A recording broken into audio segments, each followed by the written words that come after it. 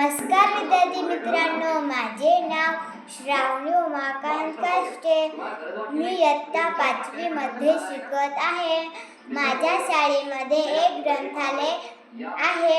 मी त्या ग्रंथालयामधून हे पुस्तक घेतले आहे. या पुस्तकामध्ये खूप काही आहे. या पुस्तकाचे नाव आहे मूर्खांचा पाहुणचार. याचे लेखक आहे सुहास शिरवळकर. चला या पुस्तकामध्ये काय काय आहे ते बघूया आपण. चला तर मग आपण सुरुवात करूया. 8 वर्षापूर्वी कधी काळी मद्रास प्रांतात श्रीगुरुसुदम नावाचा एक तरुण नर राहत होता.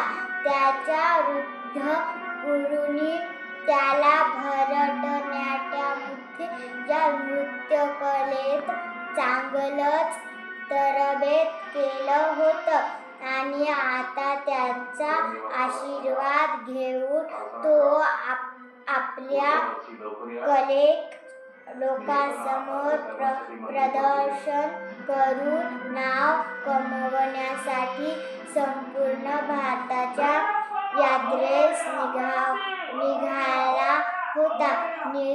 निघताना निरोप घेतल्यावेळी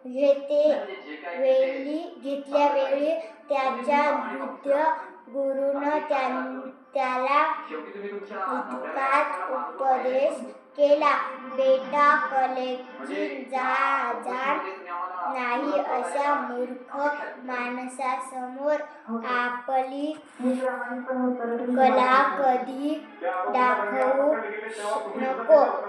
एवढे बोलून मी माझे 2 शब्द संपवते. धन्यवाद.